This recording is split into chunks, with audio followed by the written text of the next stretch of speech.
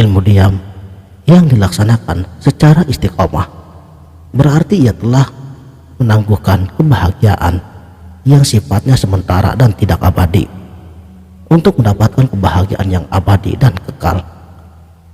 Apa tanda-tanda seseorang yang sudah berhasil dalam diamnya? Jelas, hidupnya akan tenang karena sudah tahu tujuan hidupnya yang sejati. Sekarang, ia hanya menurut kehendak Tuhannya sebagai inti daripada ibadahnya. Hidup yang tenang karena tidak terganggu oleh bias pelangi kenyataan yang palsu, berubah-ubah dan sementara. Nabi sallallahu alaihi sallallahu alaihi wa yanalul barakah kullu man shalla alaihi. Bismillahirrahmanirrahim. Assalamualaikum warahmatullahi wabarakatuh. Salam sang sejati. Sebagaimana kita maklumi, kebodohan adalah kurangnya kecerdasan, fakir pemahaman, dan miskinnya kepekaan. Karena keengganan memperoleh pengetahuan yang mungkin saja dinilai bertentangan dengan kepercayaan teguh awal seseorang, sehingga melahirkan konsepsi bias tentang dunia yang nyata yang ada di hadapannya. Dan ini yang acap kali sering terjadi, menolak untuk terus belajar, baik dari pengalaman sendiri maupun pengalaman dari orang lain, juga pengalaman dari dunia literatur, baik fiksi dan non-fiksi, karena terlalu nyaman dan aman berumah di dalam kebodohannya, sudah merasa penuh dan utuh. Terkadang dalam menghadapi orang seperti ini, sebaiknya memang lebih baik tetap diam dan mendengarkan sambil sebisa mungkin untuk tetap tersenyum. Sebab dengan diam kita akan mendapatkan kekuatan batin yang sangat luar biasa hasilnya, tanpa harus memiliki ajian ataupun ajimat dan lain-lain. Apa sesungguhnya manfaat daripada ilmu diam ini? Ilmu diam adalah untuk menyatukan semua energi pikiran, energi perasaan, energi batin, dan energi ruh yang ada pada tiap-tiap diri kita, dan mengarahkannya langsung dari semua energi yang kita miliki kepada satu tujuan tunggal. Jadi diam di sini berarti memusatkan kemampuan intelektual kepada satu tujuan pusat, yaitu kesadaran tunggal ilahiyah. Diam adalah penggalian mental yang intensif, pencarian pengertian yang didukung oleh kehendak yang tidak tertahankan, dan suatu penggabungan energi ke dalam satu ikatan yang sangat sederhana. Diam itu ibarat menggabungkan lidi dalam satu ikatan sapu yang kuat dan tidak bisa dipatahkan. Juga bisa pula diibaratkan kumpulan sinar yang ada di alam semesta batin kita menjadi sinar laser yang sangat kecil, namun efeknya akan memiliki kekuatan untuk menembus semua kekuatan yang ada di alam semesta ini. Karena zikir diam ini adalah untuk menyelaraskan semua indera, emosi, pikiran, bahkan seluruh proses fisik dan biologis tubuh, dan dibawa ke satu pusat kesatuan dan dipusatkan ke satu tujuan tunggal.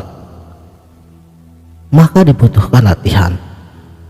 Biasanya hidup sehari-hari kita diisi dengan pikiran, hati, emosi, keinginan, dan harapan yang tidak fokus.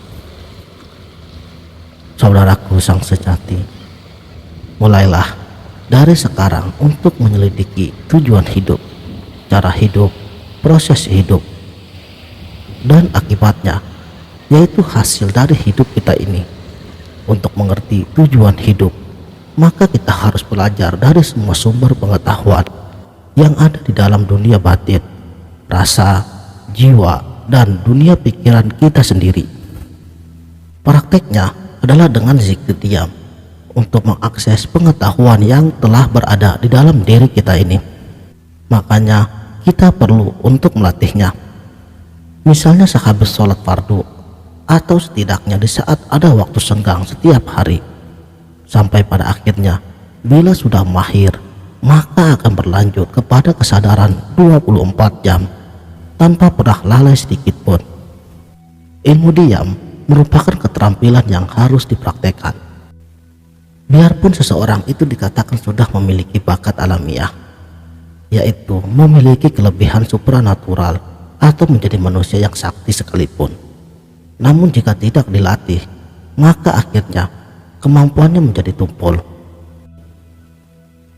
Apa objek dari zikir diam yang sebenarnya?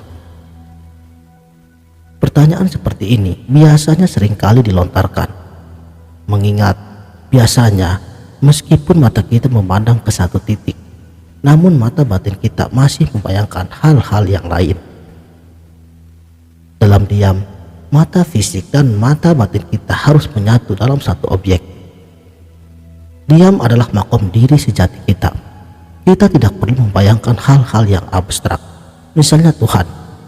Itu sama sekali bersalahan dengan keilmuan tasawuf, sebab Tuhan itu tidak akan dapat terjangkau dengan apapun juga. Apa yang terlihat, apa yang terlintas, apa yang terdengar, ataupun yang terasa itu bukan Tuhan. Fahami sifatnya yang sudah laisa kamitslihi syai'un. Itulah sebabnya kita diminta untuk mengenal diri kita sendiri agar kita mampu mengenal Tuhan. Sebagaimana yang disampaikan oleh para arifin billah, kenalilah dirimu sendiri. Jadi ilmu diam selain merupakan kekuatan seseorang untuk menyatukan pikiran ke satu titik tujuan, juga sebuah penggalian intensif menuju diri sejati kita.